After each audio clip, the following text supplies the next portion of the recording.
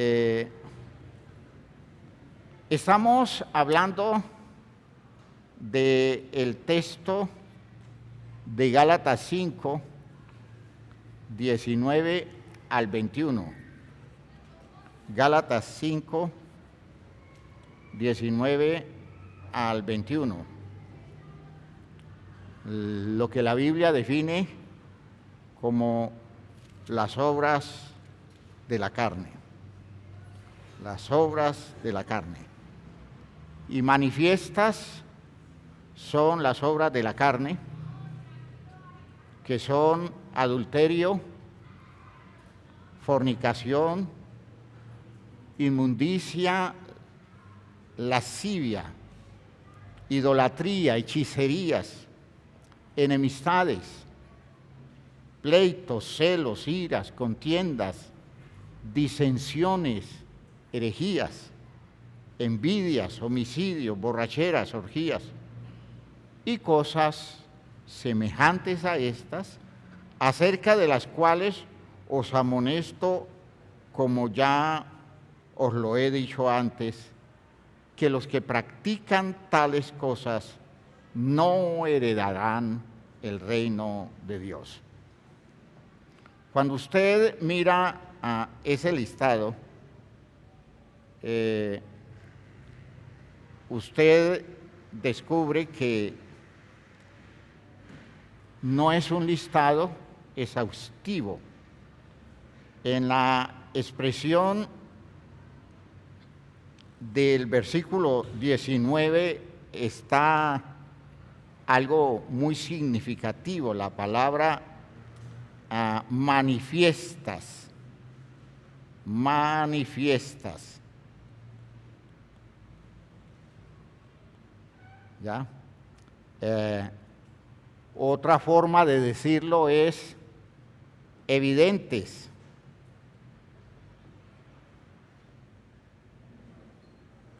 Y es interesante, ¿no?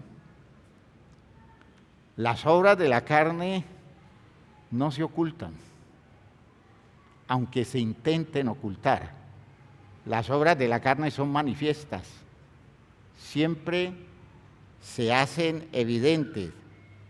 La palabra griega es phanera, de allí viene el nombre que le damos nosotros a ese tablerito que se usa en las clases para colocar imágenes, fanerógrafo. Fanerógrafo. El fanerógrafo no es ¿cómo es? Franerógrafo. No es de franela. Nosotros usamos el término franela como si se refiriera a la tela en la cual se colocan las cosas. Es fanerógrafo, casi con P, fanerógrafo, porque es lo que se deja ver, es lo que se hace manifiesto. Y lo que hace el maestro es colocar imágenes en ese tablerito para que los niños los vean. Y entonces, esa forma evidente que no se oculta es característica de las obras de la carne. ¿Ya? Por eso es muy complicado que el poder de la carne se mantenga oculto por mucho tiempo, porque llega a la hora en que se manifiesta, porque no hay condiciones en la naturaleza biológica nuestra para ocultarlo, aunque usemos las artimañas propias de la malicia humana, como esas actitudes que tratan de dejar ver lo que no es para confundir a todo el mundo. A un buen observador, una persona que se detiene, no se engaña. Uno diría que la mayoría de las veces nosotros nos engañamos o terminamos siendo engañados, porque, perdónenme la expresión, porque nos hacemos los bobitos. Al final cerramos los ojos, a veces hasta cerramos los oídos para no ver, para no oír cosas que están claras. En muchas ocasiones, en conflictos matrimoniales, conociendo yo los procesos, y llega uno de los cónyuges a quejarse del otro en esos momentos en que comienzan las crisis de las parejas, y yo le digo a la persona, yo no entiendo por qué usted se queja tanto si usted sabía eso. ¿Cómo así, pastor? Claro que usted lo sabía. Para usted fue evidente eso, ¿ya? Para usted estaba muy manifiestas esas características de la personalidad de quien es hoy su cónyuge. Solo que usted minimizó las implicaciones porque estaba muy enamorada o muy enamorado. Pero la realidad estaba allí, ¿ya? Hay algunos que son más descarados, cónyuges que le dicen al otro,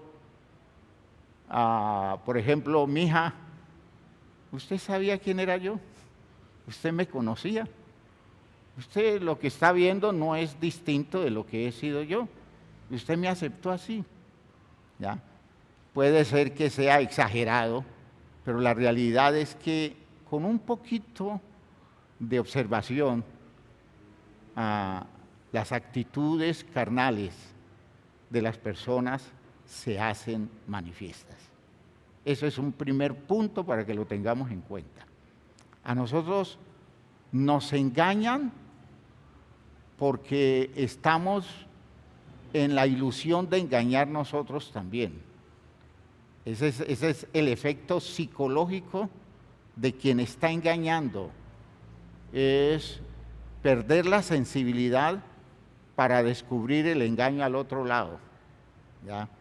Y por eso en la segunda carta a Timoteo, Pablo habla de los hombres del postrer tiempo y dice, estos están engañando y siendo engañados.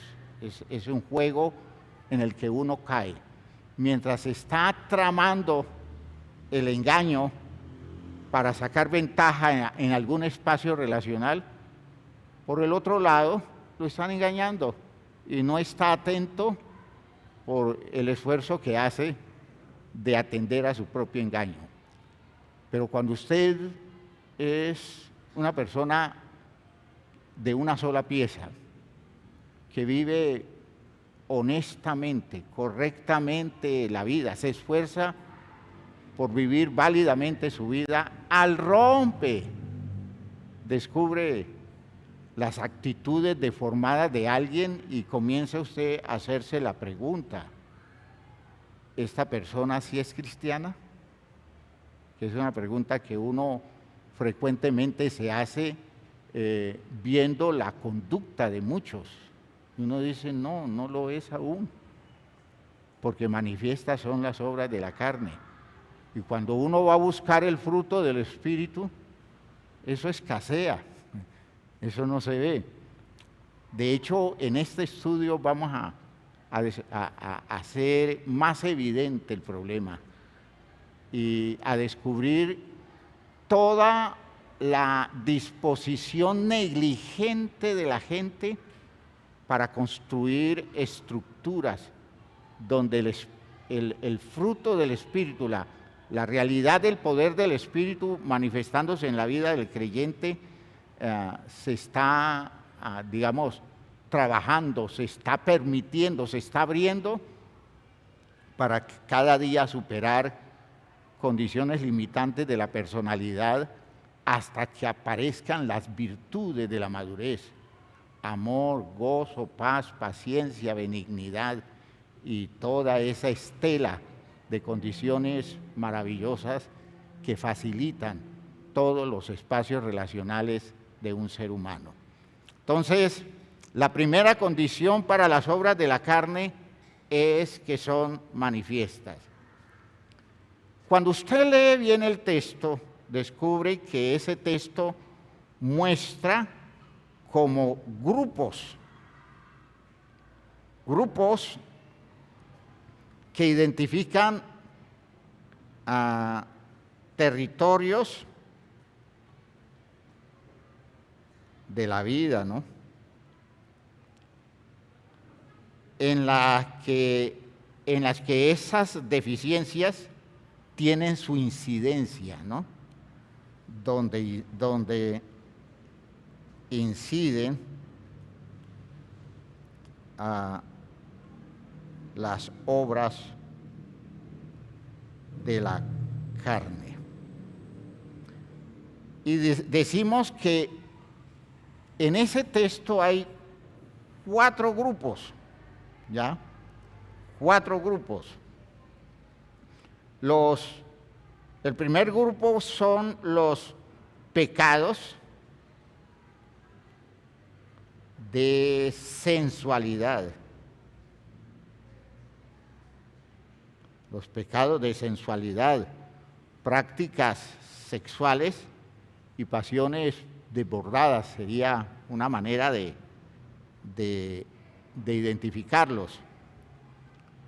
El segundo grupo tiene que ver con un culto equivocado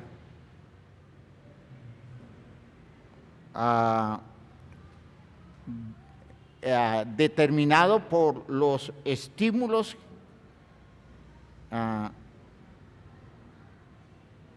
carnales. ¿Ya?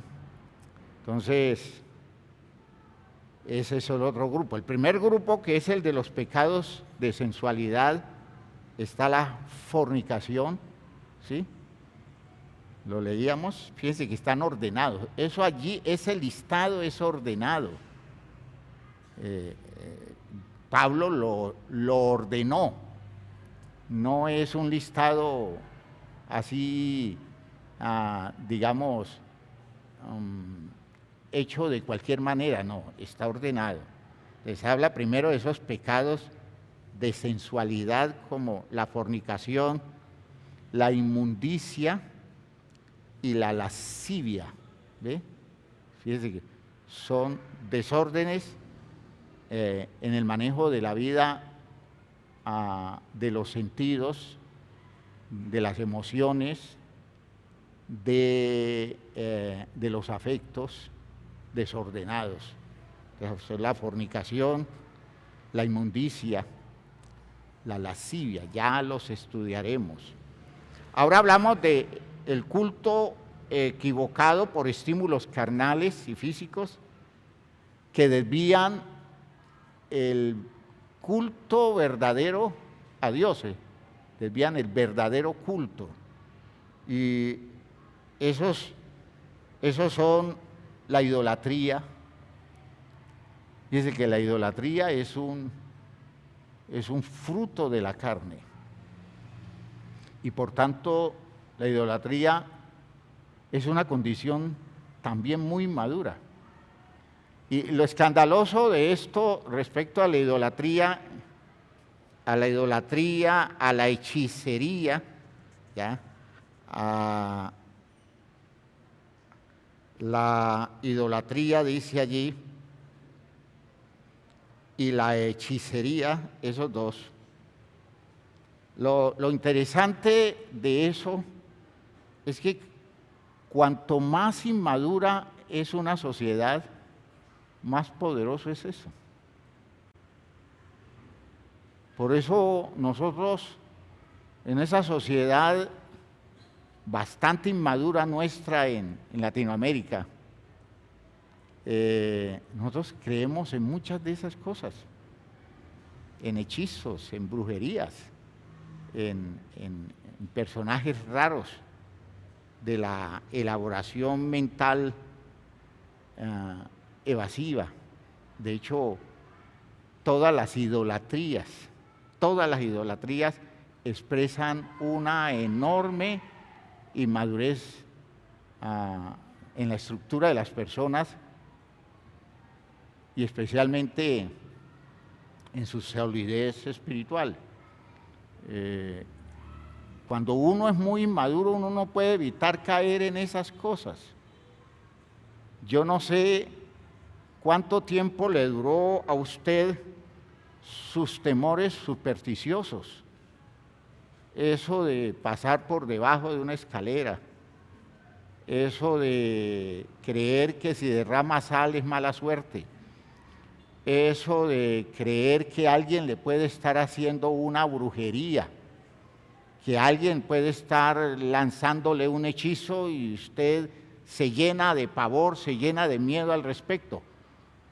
Espero que cada día menos efectos surtan esas cosas en medio nuestro, porque eso es muy infantil, es muy elemental, es una creencia muy, digámoslo así, muy burda respecto a la visión de la vida humana, que nosotros todavía estamos creyendo que hay condiciones que se expresan con esas características influyendo en nosotros.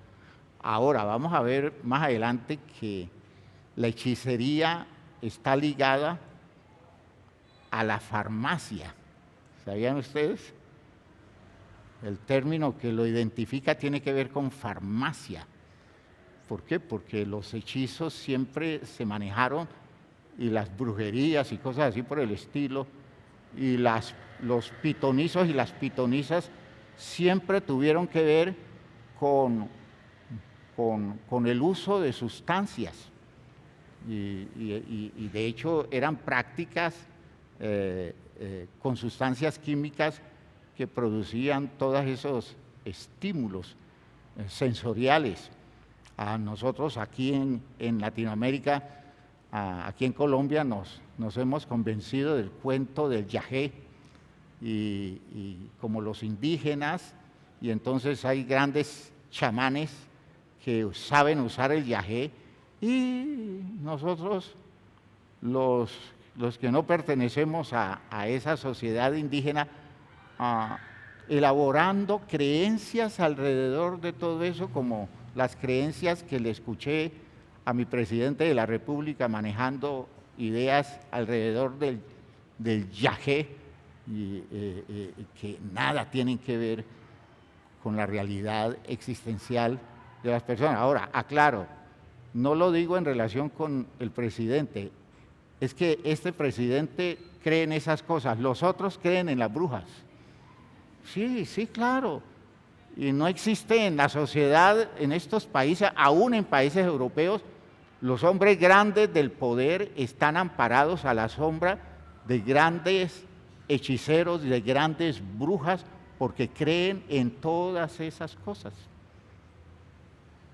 demostrando que la estructura es muy infantil, muy elemental, fácilmente se atemoriza. ¿Ya? Me di cuenta de un presidente de la República de Colombia que le tenía un lugar especial a la persona que le hacía todos esos trabajos, porque él solo se sentía seguro cuando esa persona estaba haciéndole esos trabajos. Un presidente de la República de Colombia, imagínense, gobernado por una persona a quien gobierna una bruja, una persona que de valores no tiene nada y es una persona perfecta mentirosa, y el líder del país, el que gobierna el país, gobierna a la sombra de todas las mentiras, pero ellos no tienen la culpa. Es la inmadurez de estructura que les permite creer en todas las cosas. Y me duele que yo sé que existen gente de la iglesia que todavía está viviendo bajo los efectos de todas esas cosas y las están creyendo y las están aceptando, las están asumiendo. Me duele que no hayamos dado el paso hacia una verdadera maduración. El cuento de que las brujas no existen, pero de que las hay, es la idea de fondo, ¿no? Yo no creo en eso, pero no sería extraño, no sería extraño, y ese no sería extraño ya indica que creo en eso, que no he podido superarlo, que no he podido elevar mi vida por encima de eso. Entonces la idolatría y la hechicería ese es el otro territorio en donde las obras de la carne se hacen manifiesta y de hecho pues tendremos que analizar todo eso. Pero existe otro grupo, el grupo de las cosas que afectan nuestras relaciones con los demás directamente. Hay una cantidad de inclinaciones carnales que progresivamente, según este listado, destruyen los espacios relacionales con los demás, llegando hasta el extremo del homicidio. Es decir, la condición conflictiva de la relación con el otro lleva a alguna persona bajo los efectos de este tipo de obras de la carne a querer y a buscar materializar la destrucción del otro. Y eso, hermanos míos, es una condición nefasta que se va dando como un progreso negativo en los espacios relacionales. Fíjense que en la lista todo comienza con las enemistades, ¿ya? Las enemistades, esas animosidades personales, ¿ya? Los pleitos, ¿ven ustedes? Esa condición que hace difícil la relación. ¿Qué tan fácil es armar un pleito con alguien que nosotros conocemos? ¿Ya? Que lo digan los cónyuges, que lo digan los cónyuges. ¿Qué tan fácil es de la noche a la mañana tener un pleito organizado? Que solo necesita del tinglado, solo necesita del ring y los guantes de boxeo y un árbitro justo que esté en medio dirigiendo la pelea. Pero a eso nos aplicamos con una facilidad enorme, los pleitos, los celos. ¿Ven? Y fíjate que va digamos, ampliándose el efecto, ¿no? Los celos, ¿ya? La ira,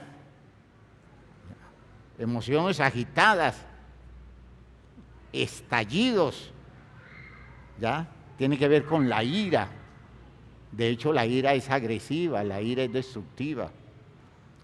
Las contiendas, o lo que podríamos definir como rivalidades.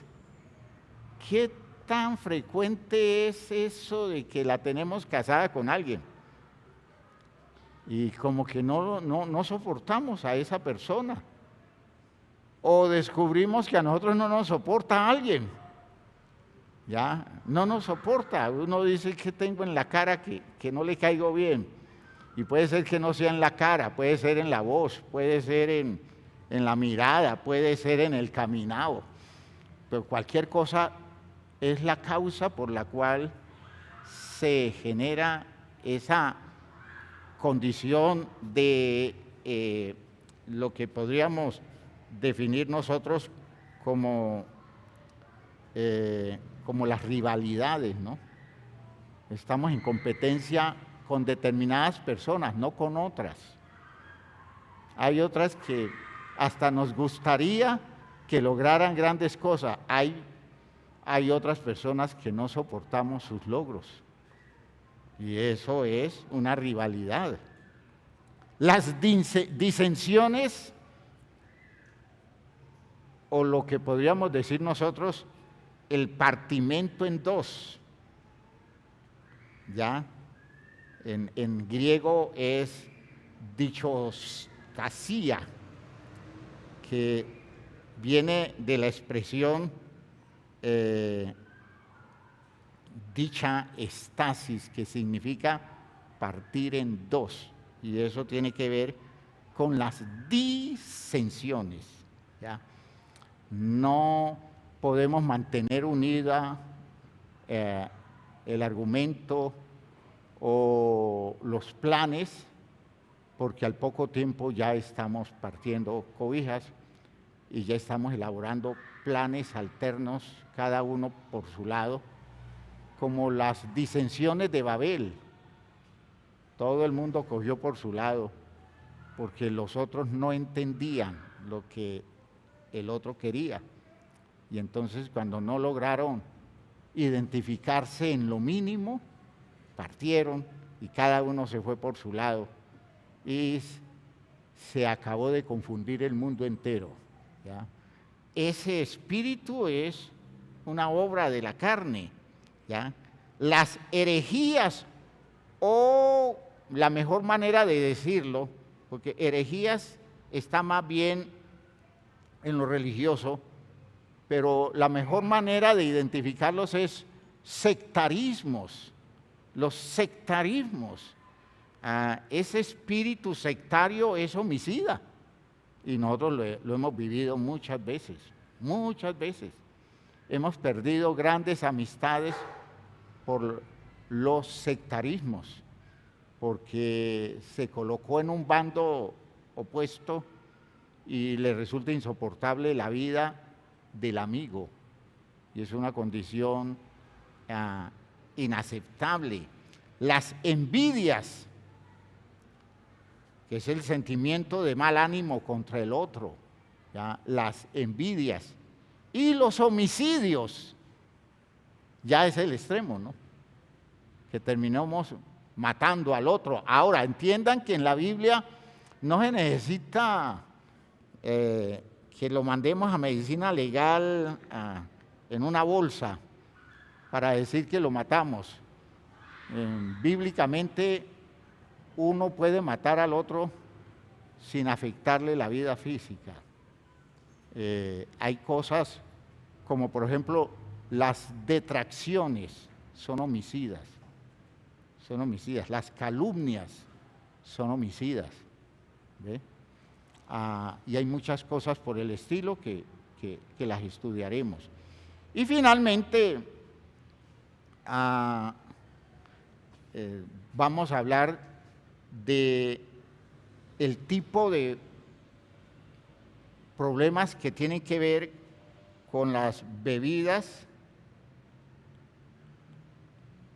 alcohólicas.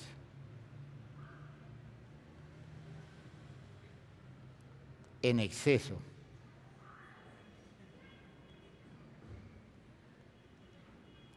Sobre todo en lo frecuente que se da en el espíritu de celebración, acompañado de otros desbordes hasta la pérdida total del control. Hoy podemos agregarle a este problema la drogadicción, ¿no? La drogadicción como parte del problema. Pero fíjense ustedes que allí están las borracheras, ¿ya? Es un término plural, borracheras, ¿ya? Como una condición que se da de muchas formas en medio de muchas actividades. Y las orgías, dice el texto, que son las orgías prácticas, sociales, que incluyen excesos de bebidas alcohólicas y otro tipo de excesos como las bacanales, que era una celebración muy antigua, las bacanales, en honor al dios Baco. Y las bacanales hoy se llaman carnavales, ¿ya? Exactamente son lo que hoy muy elaboradamente son los carnavales, o en ciertos lugares las ferias, ¿ya? Entendiendo que pues hay de ferias a ferias, pero hay lugares donde el desborde, las cosas feas que pasan, las condiciones de las afectaciones de la vida alrededor de estas celebraciones casi rayan en la tragedia. Nosotros no tenemos ni idea de lo que esa gente maneja.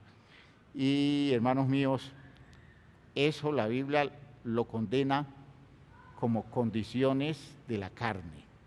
¿Ven ustedes? Todo allí está descrito por grupos, ¿ya? Todo está descrito por grupos. Espero que ustedes me vayan entendiendo esto, porque en ese orden vamos a analizarlos como problemas de salud mental. Todos ellos son problemas de salud mental y compromisos de la salud mental no fácilmente manejables, porque a veces nosotros decimos, es que yo hago eso, pero cuando quiera dejar de hacerlo, lo dejo de hacer. Eso es mentira. Eso no se logra a través de ese querer hacerlo hoy o dejar de hacerlo mañana. Es una cosa en la que nosotros tenemos que trabajar ciertas dimensiones de la vida para poder liberarnos de algunas de estas condiciones que nos afectan. Ahora, con el avance del conocimiento nosotros nos damos cuenta que el asunto es tan grave que muchas de esas cosas están ligadas a enfermedades, ¿no? Por ejemplo, el alcoholismo ya nosotros no lo entendemos como un vicio, ¿ya? El alcoholismo no es un vicio, el alcoholismo es una enfermedad, como enfermedad es la drogadicción. No son vicios, no son simplemente cosas a las que me adherí por el consumo, sino que hay tendencias en la naturaleza física de algunas personas, en las condiciones mentales de algunas personas, tendencias que tienen origen familiar. Escuchen lo que estoy diciendo, origen familiar que hace más probable que alguien caiga bajo el poder de este tipo de cosas que otras personas, ¿ya? Y uno a veces descubre la línea familiar. Muchos tenemos línea, por ejemplo, yo tengo una muy bien identificada línea familiar de muchas generaciones relacionadas con el alcohol, pero ya definido, y sé que trae un derrotero muy identificado que viene desde mi tatarabuela, ¿ya? Un mal que viene de muchas generaciones, y claro, la familia los ha identificado, y cuando yo lo miro en relación con la familia directa de la casa de mi papá y mi mamá, descubro que algunos hermanos míos han sido tomados por el mal, y que probablemente si el Señor no llega a la vida mía, yo pude terminar como un alcohólico si me meto por esa línea del consumo. ¿Por qué? Porque la inclinación está, y no lo digo porque haya estado alguna vez metido en eso muy fuertemente, sino porque identifico mi línea familiar y nada me dice que yo no haya estado expuesto a esa probabilidad, y puedo decir que el Señor me ha librado, ¿no es cierto?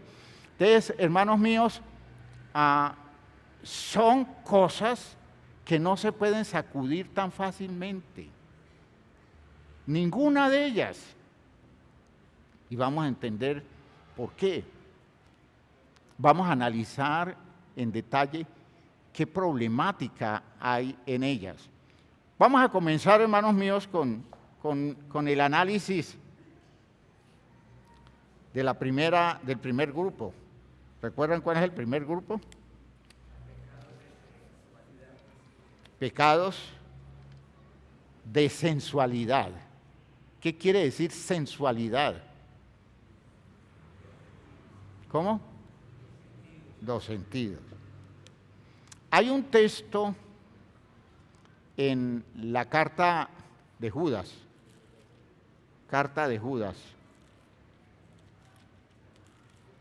que me llama la atención.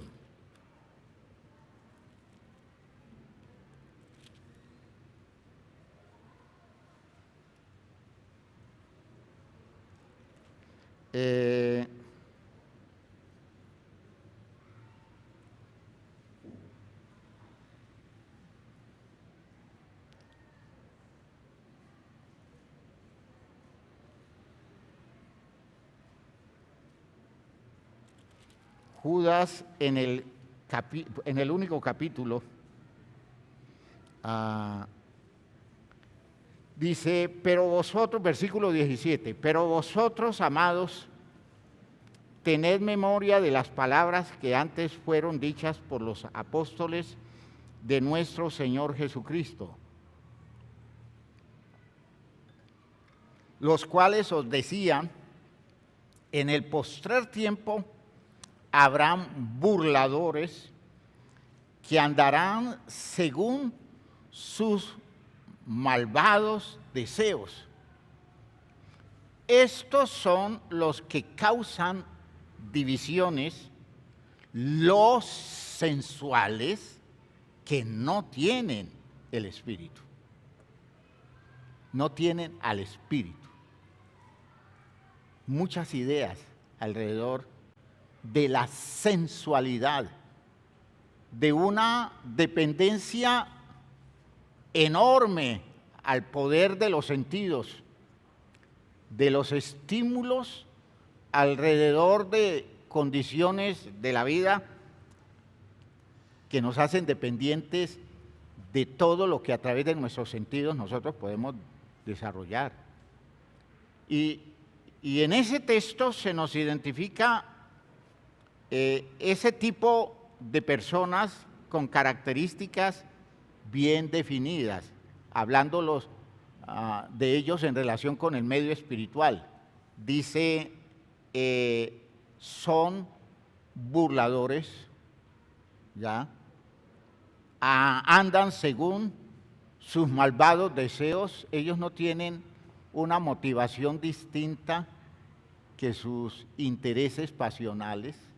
Los pueden camuflar, los pueden tratar de manejar desde otro territorio aparentemente benigno, pero se vuelve evidente, como decíamos al comienzo, y aparece esa condición sensual donde los deseos están por encima de las razones válidas de la vida, ¿ya? Son los que causan divisiones, porque cuando estas personas influyen en cualquier medio, ellos tienen la habilidad de impactar formando bandos, porque ellos manejan muy bien la idea de divide y reinarás. Es decir, si tú consigues separarlos, si tú rompes los bloques monolíticos del medio social, consigues tener alguna forma de influencia y alguna forma de control de personas que antes estaban bajo otras influencias y autoridades y estaban guardados, pero cuando se sueltan de allá porque le pierden el respeto o porque se llenan de motivos para soltarse de su vínculo de influencia, caen bajo el poder de estas personas y los van a usar muy fácilmente, porque lo han conseguido con un trabajo elaborado en ese sentido. Yo he conocido muchos hombres que tratan de separar a la muchacha de la influencia del papá y la mamá para poder conseguir los objetivos que tiene con ella, ¿ya? O cuando una mujer entra en conflicto muy serio desde el territorio de sus intereses, no desde otra razón, sino desde el territorio de sus intereses, con la mamá del novio o del esposo, porque es necesario soltarlo de esa influencia para tomar un control más directo de la persona. Fíjense que son elaboraciones muy sensuales, muy cargadas de manejos físicos, donde se reduce la posibilidad del otro mediante acciones que terminan creando un ambiente de control, de sometimiento y de seducción. Ese es el poder de la seducción, ¿ya? La seducción se construye alrededor de el bajar las resistencias de valores serios de fondo para dejar a la persona al arbitrio de quienes no tienen ningún interés de fondo por el bienestar de sus vidas. Los sensuales son personas enfermas y son personas que terminan enfermando un medio social, también un medio espiritual, ¿ya? La Biblia, entonces, nos deja ver el problema que tiene que ver con procederes que degradan la disposición sensitiva, la disposición emocional y afectiva de la persona humana, la fornicación, la inmundicia y la lascivia. Una realidad muy terrible de los medios religiosos, ¿ya? Pero tremendamente frecuente. De hecho, solo el poder de Dios puede romper con eso y puede llevar a una persona a salir de su dominio, a salir de su influencia. Ya, solo el poder de Dios hace que la persona termine produciendo un fruto que le quite la fuerza a todo esto. El espíritu de la fornicación, escuchen bien, el espíritu de la fornicación es de las cosas más complicadas de manejar. ¿Por qué? Porque es que el espíritu de la fornicación no tiene que ver nada, no solamente con simples deseos sexuales. El espíritu de la fornicación es una manera inadecuada de establecer un vínculo que incluye las condiciones sensitivas, ¿ya? Que tiene que ver con lo sexual, ¿ya? Lo sensitivo, lo emocional y lo afectivo distorsionado. Entonces, miren que es un campo muy amplio de condiciones degradadas. O sea que el espíritu de la fornicación no son simples actos de fornicación, es una manera fornicaria de vivir. ¿Me están oyendo lo que estoy diciendo?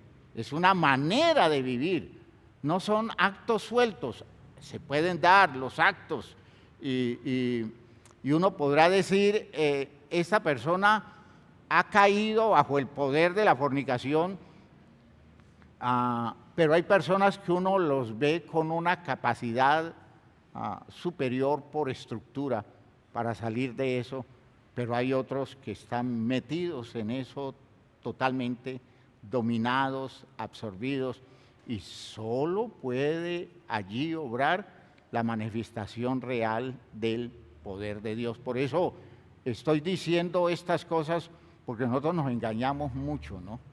Nosotros nos engañamos mucho. Hay gente que vive metido en ese espíritu, en esa disposición fornicaria, y todo el mundo elabora a veces como expresiones de mucha compasión, sin darse cuenta, primero, que la compasión no les resuelve eso, y en segundo lugar, hay que entender que lo primero que uno tiene que visualizar con una persona con esa tendencia es que es una persona que no tiene el espíritu, es una persona que resiste todo lo espiritualmente válido, por tanto es una persona que de alguna forma se burla, oigan lo que estoy diciendo, se burla de las cosas como correctamente se entienden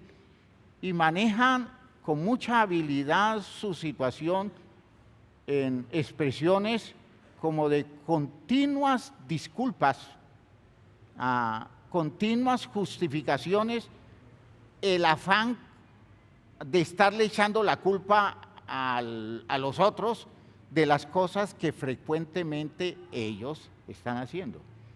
Y entonces dicen, pero es que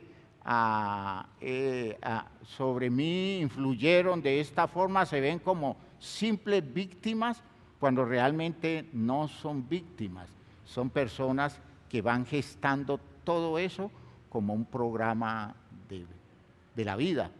Entonces, la fornicación es una condición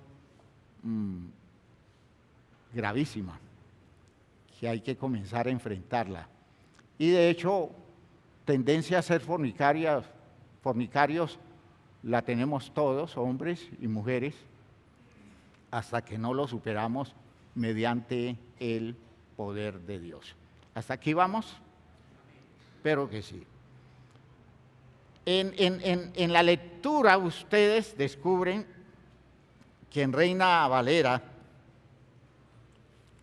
al hablar de eso, en Gálatas 5:19 dice: manifiestas son las obras de la carne, que son adulterio, fornicación. Cuando ustedes leen otras versiones, más frecuente, es decir, más número de versiones, la palabra adulterio no aparece. La lista comienza con fornicación y únicamente está allí fornicación, inmundicia, lascivia. No aparece adulterio, no aparece adulterio. Entonces uno dice, ¿cuál es la razón? Realmente en el texto griego, es decir, los textos más antiguos, no aparece adulterio. Pero uno entiende que es obvio que con la palabra fornicación se abarque todo. ¿Estoy hablando claro? El problema serio que, digamos, se expresa en todas las condiciones de adulterio es la fornicación. Es la fornicación. Fíjese que cuando Jesús señaló el único pecado que justifica el divorcio, dice: el salvo por causa de fornicación. El único pecado que justifica el divorcio, según Jesús, es la fornicación. Y entonces la gente dice, o sea que el adulterio no está incluido, sino la fornicación, porque la gente dice, es que la fornicación es el pecado de aquellos que no están casados. No, el adulterio es una forma de fornicación. ¿Ya? Vamos a entender la idea, es una forma de inmundicia sexual, de práctica sexual inmoral. Así que no necesito decir adulterio, fornicación, sino que cuando digo fornicación estoy incluyendo el adulterio. Ahora, el adulterio tiene características particulares porque identifica una relación comprometida, es decir, un pacto. El adulterio es la ruptura de un pacto. Todo lo que genera adulterio es porque un acuerdo que se hizo no se está cumpliendo y entonces aparece el estado del delito que se llama adulterio o el pecado que se llama adulterio. Pero cuando uno va a ver qué es lo que genera la adulteración del pacto, qué es lo que ha llevado a adulterar el pacto, han sido actos de fornicación. ¿Me están oyendo bien? Por tanto, cuando Jesús habla de fornicación, está incluyendo también el adulterio. ¿Y qué es lo que les quiero decir con eso? Que lo más terrible, digamos, la condición más distorsionada en las relaciones que incluyen la intimidad sexual o las disposiciones afectivas y emocionales de una relación de seres humanos, en el caso un hombre y una mujer, lo más bajo que existe se llama fornicación. Es el estado más degradado de todos, la fornicación. Por eso, una fornicación justifica un divorcio en la Biblia, según Jesús, ¿no? ¿Se acuerdan la pregunta que en Mateo 19 le hicieron a Jesús? ¿Es válido que un hombre repudie a su mujer por cualquier causa? ¿Cualquier causa? Jesús le dice, no. Así no fue establecido el programa. El programa tiene otro orden, tiene otro sentido. Y luego él dice, aquel que repudia a su mujer, salvo por causa de fornicación, repudia a su mujer y se une a otra mujer, está cometiendo adulterio. Está cometiendo adulterio. ¿Por qué?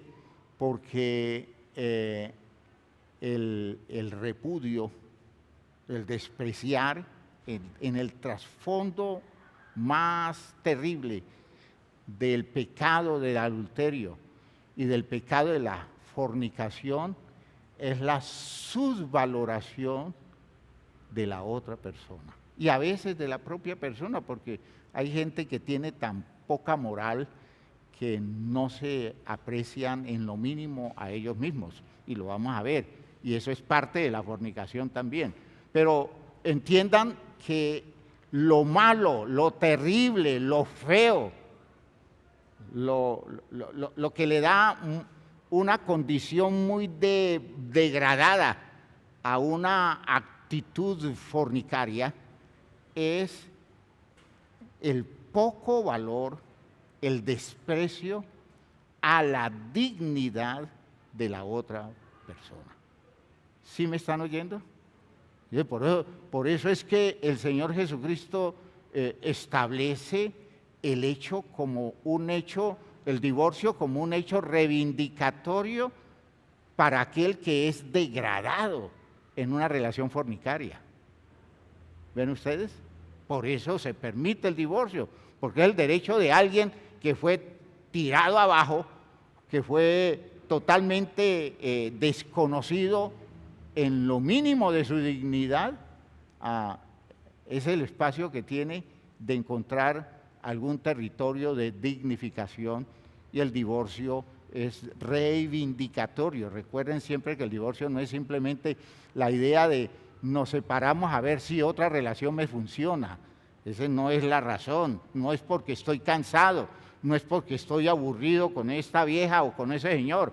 No, esto es por razones de fondo donde el valor de un ser humano, la dignidad de un ser humano, Dios trata de rescatarla del poder de las actitudes de una persona que usa al otro para los fines egoístas de su propio corazón. ¿Está quedando claro, hermanos míos? Vea que ya nos vamos metiendo en ideas de fondo. Por ejemplo, cuando un hombre simplemente expresa deseos sexuales hacia una mujer, y puede hacer todos los métodos sofisticados que haga para conquistarla, para seducirla, para obtener lo que quiere, tener acceso a la intimidad genital con la mujer solo por el deseo que tiene de estar con ella. Eso degrada a la mujer, porque ya no se ve como persona, sino se ve como una cosa que se usa. Y se usa, simplemente se usa, llegando el momento en que la otra persona pierde el interés porque ya no le representa atractivo lo que ha usado. Y hermanos míos, eso configura la condición de fornicaria. Aún en una relación matrimonial que está funcionando, el matrimonio funciona en muchos aspectos, pero cuando se llega al punto del encuentro del hombre y la mujer, hay uno de ellos, normalmente en la sociedad nuestra el hombre, pero también se dan casos de mujeres, donde el único interés que hay es poder llegar a acceder a los territorios de la intimidad genital con ella o con esa persona. Y fuera de eso, todo valor de la persona es menoscabado, es desconocido, es considerado como una persona de condiciones inferiores. Y lo que se está buscando continuamente es esa satisfacción, y a esa satisfacción condiciona los aportes económicos que se pueden dar, por ejemplo, en la casa. Es que si yo no soy satisfecho, yo no tengo por qué aportar dinero acá. Entonces todo se reduce al interés genital. Eso es fornicario. ¿Por qué? Porque es un menoscabo de la dignidad de la persona. Es que ella no es simplemente un objeto para producir complacencia sexual. Ella es un ser humano que necesita ser vista desde otra perspectiva, como él es un ser humano que debe ser visto también desde otra perspectiva. Espero que me esté explicando. Esto es grave, hermanos míos. O sea que el espíritu fornicario no necesita de relaciones genitales con otra persona, solo en la relación de la pareja, como la pareja, sin que haya otros ambientes que intervengan. Solo allí se identifica el espíritu fornicario, y es satisfecho mi deseo, se vuelve a perder el interés por la persona. Solo la persona se le muestra interés cuando el deseo está presente, y cuando el deseo puede ser satisfecho, pero satisfecho se pierde todo interés. Y puede ser el mismo matrimonio, y matrimonio santo, cristiano, pero en un espíritu fornicario, abusivo, ofensivo, que reclama la dignificación que Dios promete darle a cada quien en los espacios en los que se mueva. De esto hay mucha tela para cortar, hermanos míos, solo que dejemos allí por hoy. Pero hay mucho que decir, porque religiosamente nosotros hemos reducido este tipo de pecados a dos o tres cositas, de hecho muy representativos, pero los problemas de fondo están allí y están vivitos y coleando, ¿no? Como afectando espacios en condiciones donde cada vez la dignidad de un ser humano es menos, ¿ya? Es probable que en las estructuras reformadas nuestras no siempre se haya valorado al otro, a cualquier otro, como debe ser. Pero en la medida en que el poder de Dios y el Evangelio va surtiendo efecto en nosotros, Dios nos va liberando de esos espíritus, incluyendo el espíritu de la fornicación. Pónganse de pie, hermanos míos, pónganse de pie.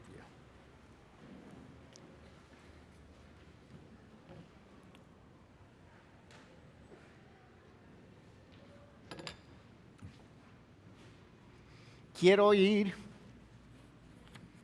muy lentamente alrededor de estos temas, porque rara vez esos temas se tratan de fondo, y esto hay que tratarlo de fondo, porque hasta que el conocimiento no llegue como debe llegar, a nosotros estaremos dando vueltas en el mismo desierto moral en el que con frecuencia nos encontramos. Pocas posibilidades de victoria en unas vidas que se reducen a cumplir dos o tres cositas y se olvidan del trabajo de fondo para desarrollar una verdadera estructura. Que Dios nos abra los ojos y que Dios nos trabaje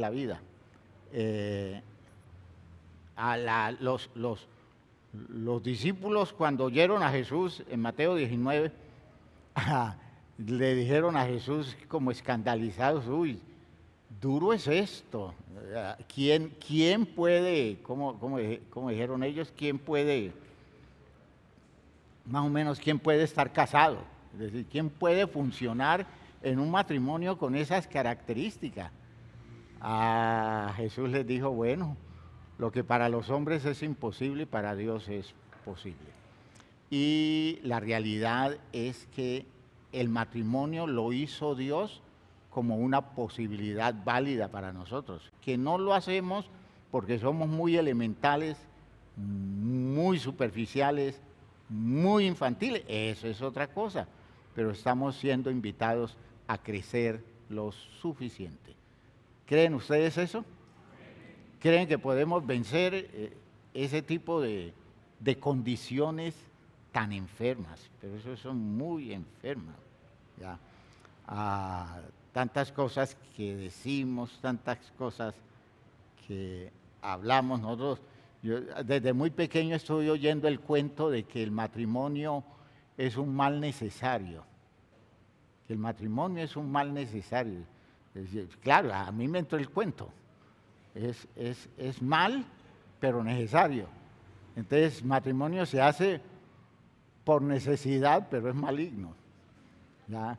Y ese miedo a lo maligno del matrimonio nos ha hecho mucho daño, cuando el matrimonio Dios lo hizo como una bendición, ¿no es cierto? Como un poderoso recurso de bendición. La maldición la hicimos nosotros, la malignidad la hemos elaborado nosotros con una visión de poca estructura, y Dios nos invita a dar una medida superior. Padre eterno, te damos gracias por tu palabra, Señor, porque por tu palabra tú nos ayudas, tú nos llevas a la superación de muchas condiciones afectadas que tenemos en nuestras vidas, Señor. Ayúdanos a trabajar todo esto, ayúdanos a caminar hacia una superación válida, hacia ir dejando atrás cosas que debemos nosotros dejarlas atrás, porque entendemos que nuestra vida camina hacia la perfección, hacia la maduración de habilidades que nos hagan aptos para estar moviéndonos en esferas de realización superior. En el nombre glorioso de Jesucristo, gracias, Padre Santo. Gracias por el valor que se está despertando en la conciencia nuestra de la dignidad de los otros y de la relación que nos permites establecer con ellos de manera válida. En el nombre glorioso de Jesús el Señor, lleva a mis hermanos con bien a sus casas y permite que esta reflexión los ponga, Señor, a trabajar en relación con sus propias vidas. En el nombre glorioso de Jesús el Señor. Amén, amén, amén. Hermanos míos, Dios les bendiga. Salúdense, por favor. Dios les bendiga a nuestros hermanos a la distancia que han estado vinculados con nuestro culto.